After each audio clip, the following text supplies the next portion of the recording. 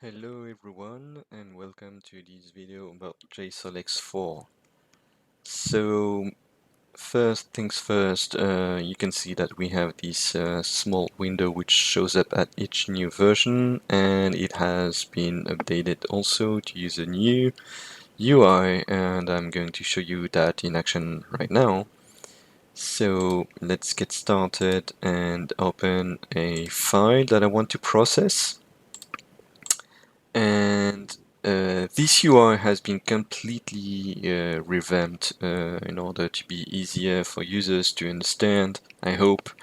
Let me know if you think that it's not the case. And it should be a bit more modern, a bit more stylish, and it should have enough for you to understand what each option is doing, especially because now we have all these tooltips showing up. So if you have doubts about something, you can just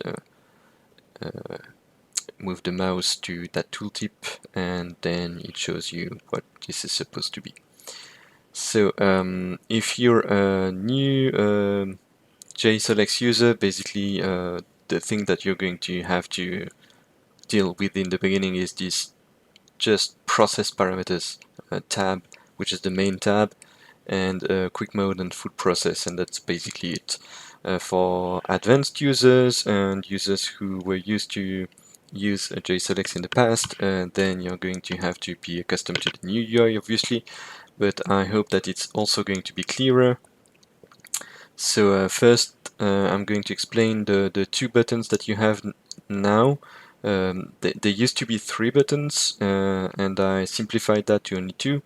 So the quick mode is basically you process a file and it's going to generate an image which has the geometry correction applied, but you will not have a colorized image, you won't have the Doppler image, you won't have all the different images that JSol'Ex can generate. It's just good enough for you to see if the file that you're processing is good, if the focus is good, if the tilt is good, etc, etc. So that's the quick mode. And then you have the full process mode, which is going to generate all the possible images that JSol'Ex is able to create. So the 2 buttons are there, and there's a special case in case you want to have custom images, a custom image selection. So we're going to see that after. But for now, just remember that if you click one of these buttons, this is only going to generate either 2 basically or all images.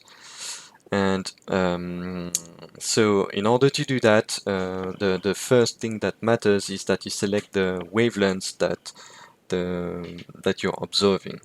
And in general, it's good enough to select just auto detect. And what this means is that JSol'Ex is going to look at your data and try to detect what is the absorption line that is in the cropping window that you used. And it used to be that in that list you had typically the helium line visible, but it did not really make sense because JSol'Ex, what matters to JSol'Ex is the dark lines, so the absorption lines that you see in the spectrum. This is what it detects. So if you selected helium there, typically you would not have the helium image that you wanted to see, just because that is not what JSol'Ex was focusing on. So in order to see the helium line, you had to select either iron, which was the iron line that is right above the sodium D2 line, or you had to select the sodium line, and then if you select one, iron or sodium, then JSol'Ex would generate the helium line for you. But yeah, it was confusing that it was available in the list, so I just removed that from this list, and you still have the helium line available, but it's only in this editor, and you have helium there, but you see that it's actually said it's an emission line.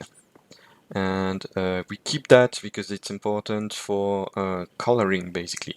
So just by setting the wavelength, the color is automatically set to something yellowish, or you could add a custom curve if you want to, but basically, yeah, this is the only case where it matters to have this line in this list. It's not for detection, it's really for just a visualization of this data. So auto detect should be basically what you want, and if JSol'Ex doesn't detect the line properly, then you can switch and select the line that you want. And in addition, if you want JSol'Ex to detect something automatically, then you have to add the line there. So if the line that you're observing is not in that list, then you can click here and add the new line that you want to have. And then you enter the wavelengths and it's going to be added to the list. So I'm not going to do that now, but know that you have to do that. It wasn't obvious to the user, so I prefer to explain that again. Then you have the typical pixel shift parameter, which is basically telling you that JSol'Ex is going to search for the middle of this dark line, and this is where the data lives. If you wanted to have an image which is generated for a wing, like slightly off band, then you could use say 4 pixels in addition, and then JSol'Ex is going to generate 2 different images, one in the center and one shifted by 0.5 angstroms. And I'm going to come back to this angstrom computation there, but in the meantime, yeah, just remember that we work in pixels, but most likely what you want is a precise distance in angstroms. So typically for the Doppler shifting, we're around 0.4 angstroms, and for the continuum, you're around 2 angstroms. Then you have the parameters for the rotation, the cropping, flipping the image, like depending on which direction you scan, you may have to flip in one direction or the other. And that's pretty much it. And then you click quick mode, and then you have this image which is going to be generated for you, right? So in this case, I had auto detect and JSol'Ex detected this H alpha line, so that's good. So I'm going to come back there and show you the second tab now, which is image enhancement. So I moved all the different parameters which were about improving the image into this specific tab. So here in the image you see that I have this raw image, I have the solar disk image, and solar disk is basically the image with the geometry correction applied, but it doesn't have any contrast enhancement. It's going to be the rough data that you have. No enhancement, yeah, no cutting of prominences or whatever. But in this case, yeah, this is the basic image. And then you have a contrast enhanced image that we can see here, which is the processed one. And it uses several techniques to enhance the data so that it's yeah, more pleasing to the eye, I would say. So there you can have all these different techniques that you can apply automatically. So there's the contrast enhancement technique. So either can use Claret, so contrast local enhancement, or you can use auto stretch, which I recommend. And then you can enable the prominence and improvement. So if you don't know what you can enter, you can edge over here and you see a value of 0 basically means that you have no enhancement and it has no limit. So I can put like 10 here and process, and then we're going to see the result. The image is going to be slightly different. So you see that the non-processed one, which is already quite good, like this is really no contrast enhancement, and we can already see the prominences, so it's quite nice. But if I click on the processed one, then now we see that we have the prominences enhanced. So personally, I don't use that enhancement, so I'm not going to use that. Then you have the banding correction, which is useful when you have dust on the slit, basically, that you can tweak again. Sharpening, so you can apply deconvolution, or you can, which I might basically doing there. So the unsharp mask is basically my favorite technique for now, and artificial flat correction or physical flat correction or no correction at all, depending on your SAG. You may want to use one technique or the other. And the jagged edge correction is also in this image enhancement panel, basically. So yeah, everything that is related to cosmetic correction lives into this section now. The next one is about everything that is observation details. So the telescope that you're using, the SAG that you're using, etc., etc. So obviously the first thing is the observer. So in this case it's me. Then you have the date of the observation, which is from the SOA file directly extracted. And then you have the instrument, which is basically in my case the MLastro SAG 700. But you can have Sol'Ex, you can have a SunScan, or you can create your own. So if I click on this guy, typically you see that I have all the parameters for the SAG 700 selected, and I can change. So in the beginning I had just this model which had 7mm slit, and now I'm using the 10mm slit, so I just created a duplicate of this guy with 10mm, and that's it. I select that, and then it's going to copy the information. And then you do the same for the telescope. So in this case, I'm using this photoline instrument, and you have two new fields that you can enter this version, which is the diaphragm and the filter. Like if you use a Sol'Ex, typically you would have an ND filter, like ND16 or ND8, so you can enter that. Or you could even say that Herschel prism is a Herschel. Yeah, you could write that here. So that's the instrument. And then you have, the combination of this and the pixel size is important, because I showed you in the beginning that you have here the computation of the number of angstroms that 3 pixels or 15 pixels correspond to. And this depends on the instrument and the pixel size. So typically if I change the pixel size to 2.9 here, and then if I come back to this, it went from 0.4 to 0.48. So it's extremely important to select the right pixel size so that all the computations that JSol'Ex is doing are correct. And it's the same if I switch to a Sol'Ex typically, and I come back here, you see that the dispersion is quite different. So we come from 0.4 to only 0.23 angstroms.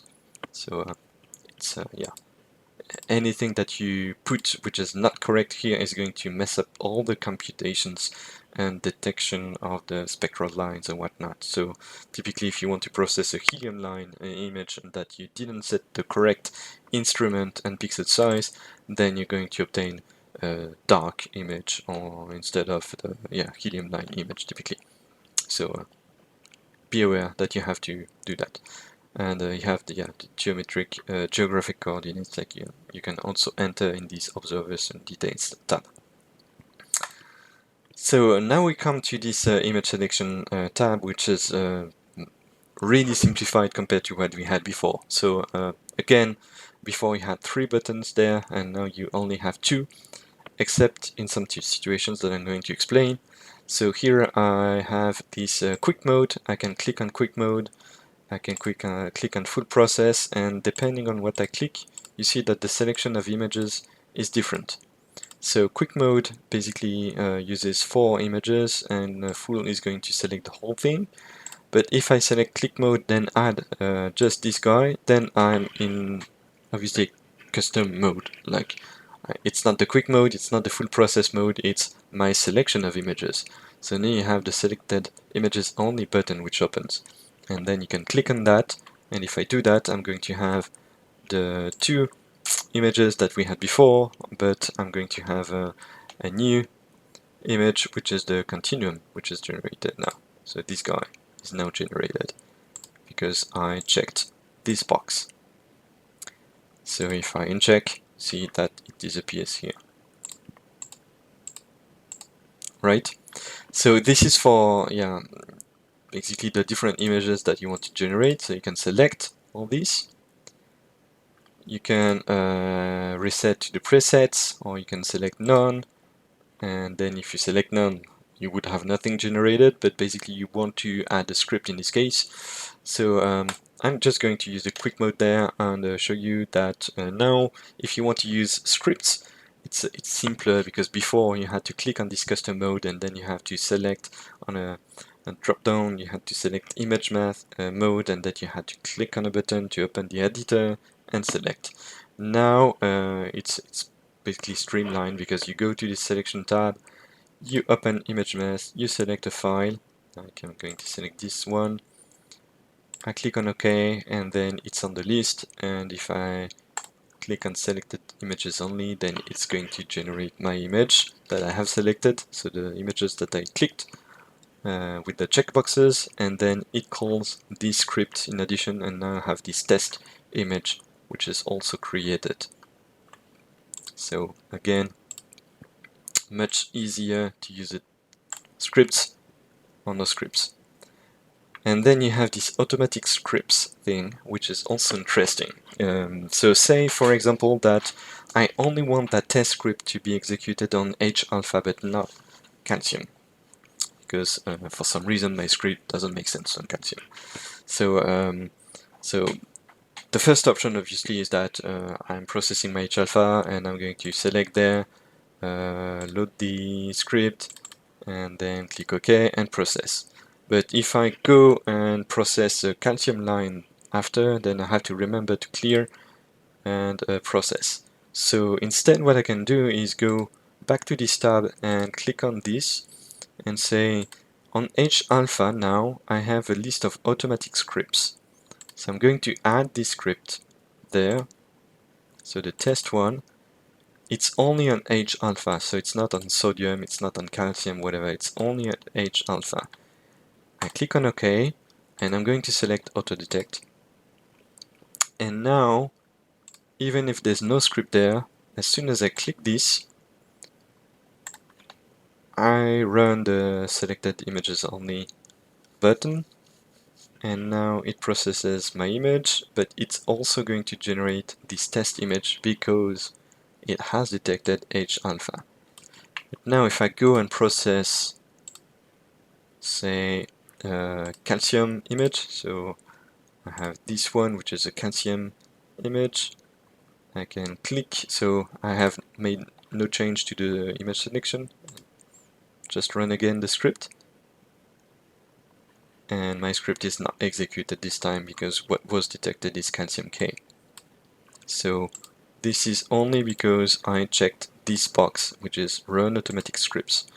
If I uncheck that, then I fall back to the regular selection. So could be useful for some people who have scripts that they always want to run, like you know, if you have a custom negative image script that you always want to run on H-alpha, but then you can do that, like you're going to select add this custom image to the process parameters into the H-alpha line, and then you can, yeah, basically have this script always executed on H-alpha and not on other lines.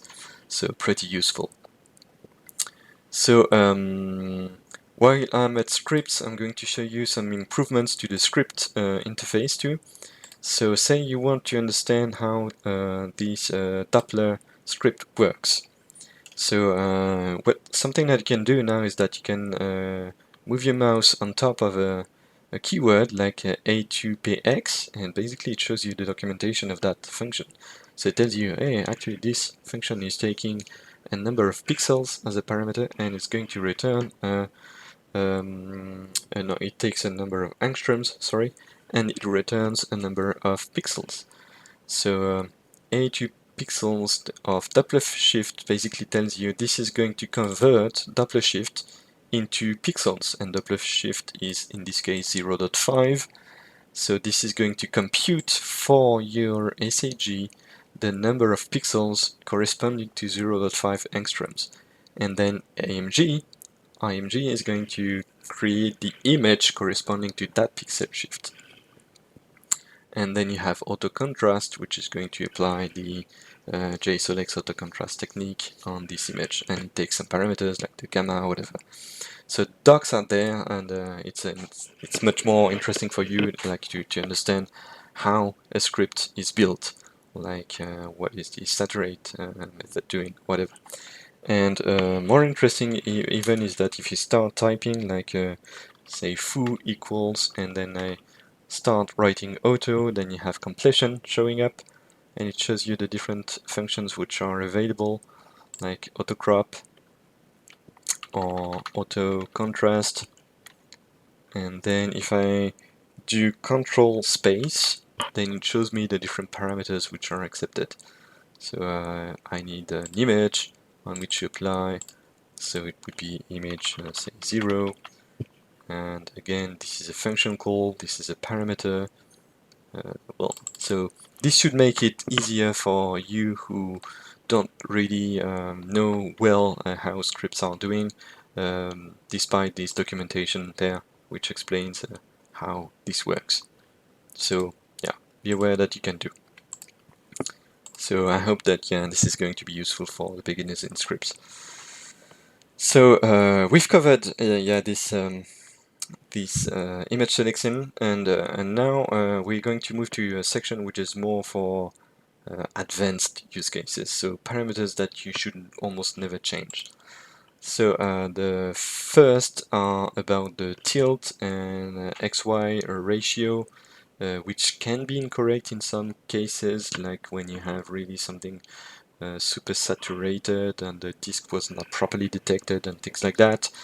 And so you can override this, or sometimes you would have a wrong polynomial detection. So I'm going to illustrate that by clicking on this and then clicking on the 3 dots, and you see that that line that you have here is actually the line which is detected.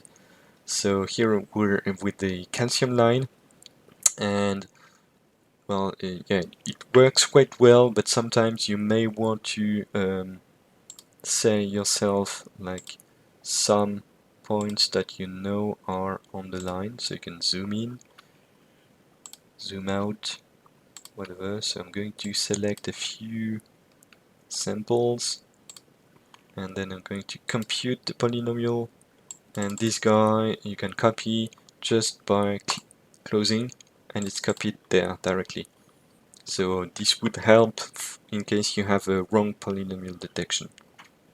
So I'm going to uncheck that because I don't need that. I'm not going to explain this one because it's further complicated, but you can look into the docs if you want to understand. This one is just for the sun scan. So basically, if you flip your camera upside down, then you would have the problem. But basically, by convention, you should have the blue on the top and the red on the bottom.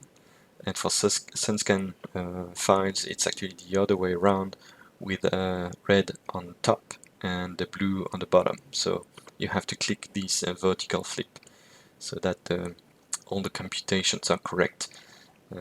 Otherwise, JSol'Ex will not know that when it moves up or down, if it's towards the blue or the red.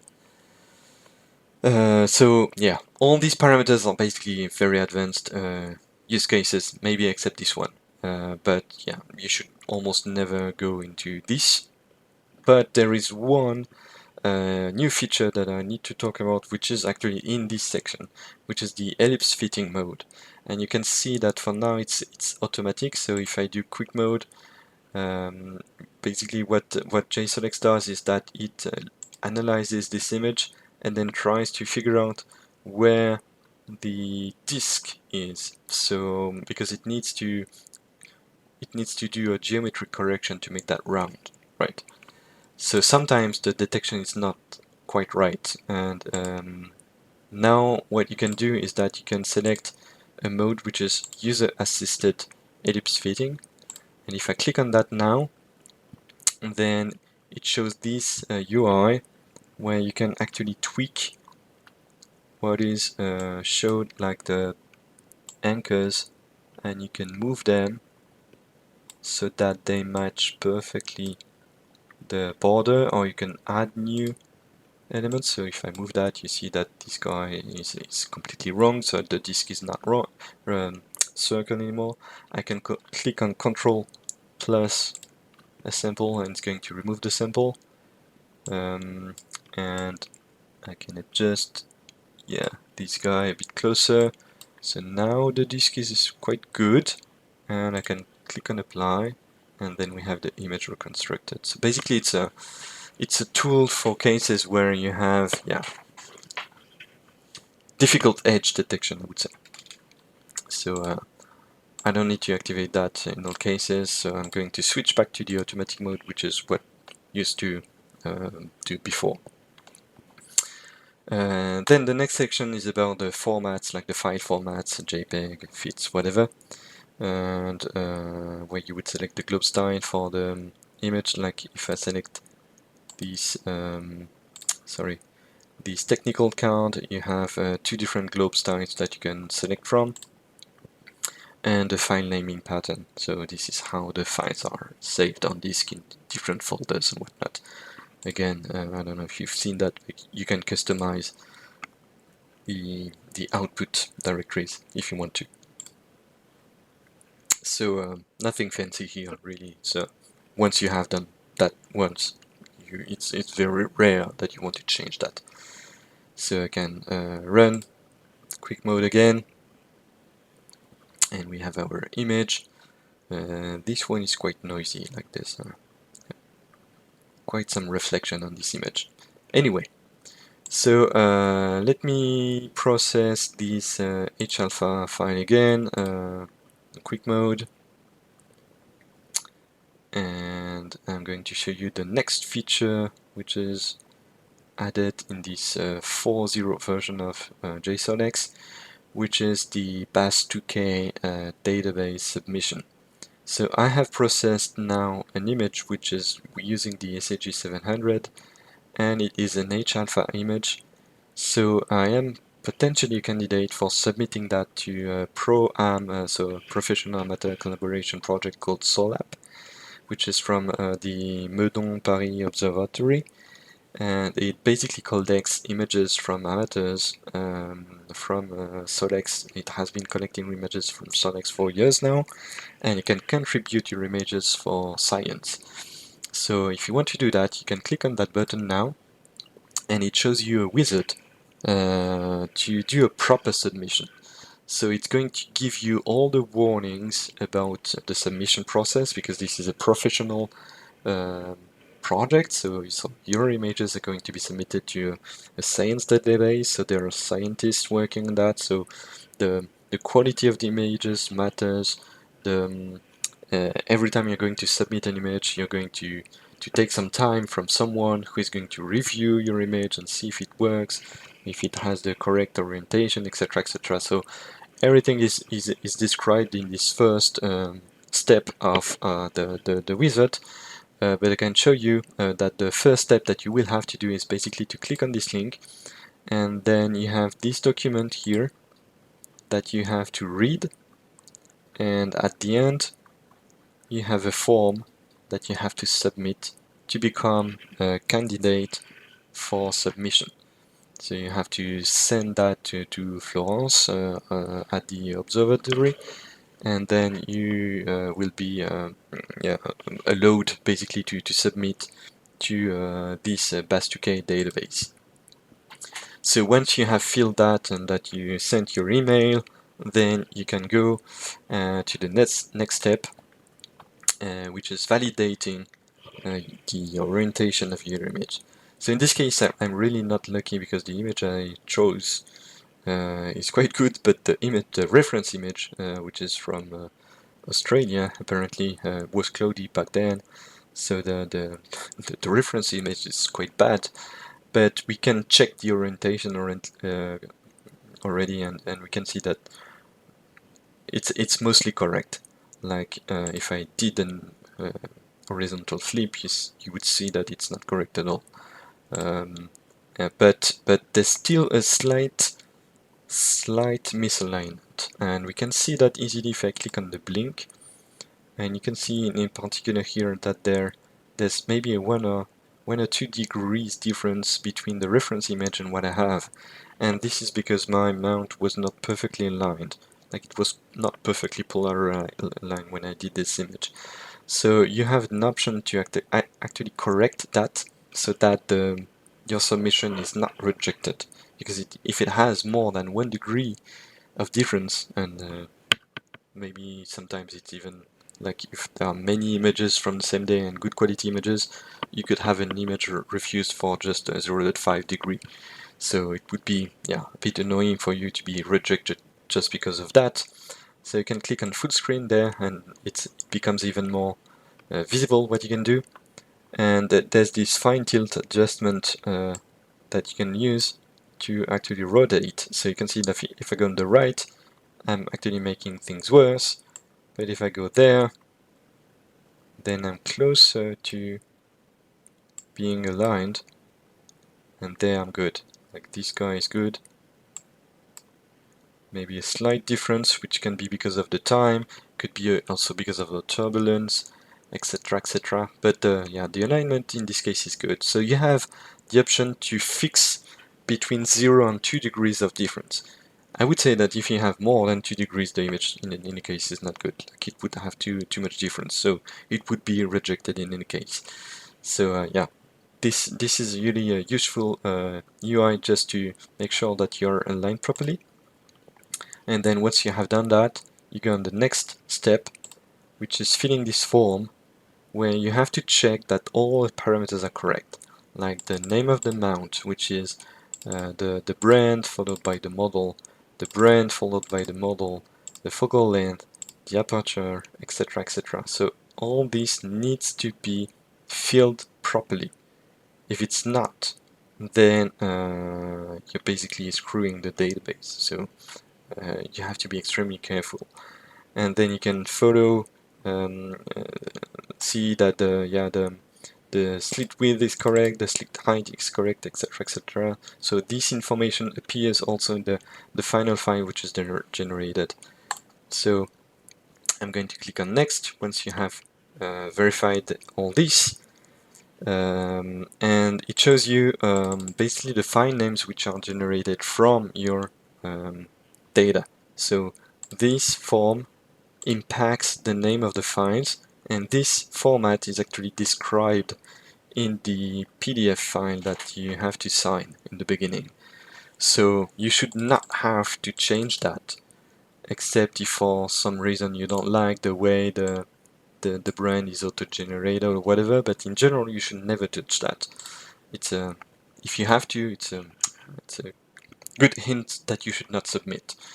So by default it would submit an image from the center of the line and one from the wing, like shifted from 1.5 angstroms, and so that's why you have 2 file names. And it shows you the resulting images. And so first you can click on this and you have the files generated here. So in this case I have more because I did another at a different date earlier. But in this case, yeah, you can do that and select these files and you can upload them on the FTP yourself.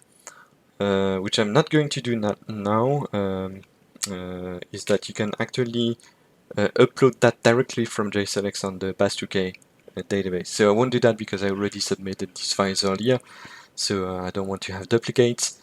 And basically the warning which is there is explaining that you should only submit 1 file per wavelength per day. So typically you would do 1 H alpha, 1 calcium K, 1 calcium H, and that's basically it. So that's all you would do. So you would select, you can uncheck if you don't want to upload the wing image, typically because it has clouds, and it's if it has clouds it's going to be rejected. So you can avoid uploading this. So you click on that button and it's going to send that directly on the FTP, so you don't have to use an external client like FileZ or whatever. So you would click on that, it would upload automatically. So something I did not mention so far is that you've seen that in my case I'm using the MLStro SAG700, and that's something completely new. So now on this BAS2K you can submit images for Sol'Ex, so the historical Sol'Ex and all its variants, like the ones from James or Sol'Ex V2, etc., because they are approved. But new is that the SAG700 from MLStro is also approved to submit to BAS2K. So if you have a custom SAG, you're not going to be able to click on that button, it's going to be disabled. But if you have selected in the process parameters here, if you have selected on the observation details Sol'Ex or this, then this button would appear. Otherwise, it's not accepted. SunScan is not accepted. Sol'Ex is accepted. Sol'Ex Pro is accepted. But yeah, that's the limitations of the BAS2K feature. But I think it's a pretty cool feature. Pretty happy that after some people, many people actually asked me to add support for BAS2K.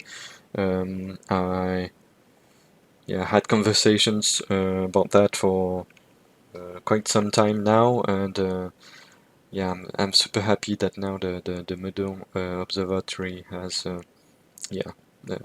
accepted that JSol'Ex is approved software to submit to this database. And if I go to this and go to JSol'Ex to BAS2K, I have on this 28th of August, I have submitted some images. So you can see typically that you have the SAG700 image now on BAS2K. And I think there's one also for September.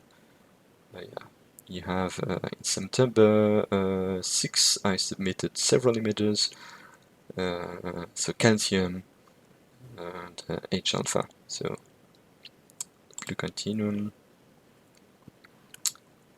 Yeah, so pretty cool if you want to contribute to science. I think that's very nice. So that's all I wanted to show you today. So read the full release notes. It's always interesting because I can miss some things. If you appreciate the software, let me know. If you don't appreciate, let me know, of course.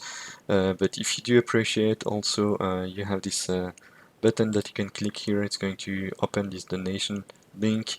You can click on this, and it's not money that would go in my pocket. It's actually money that would go to the Staros Association, which is the association that Christian Buhl and Valérie Desnoux in particular are working on, and they do amazing projects with schools, and they do the SunScan project and whatnot.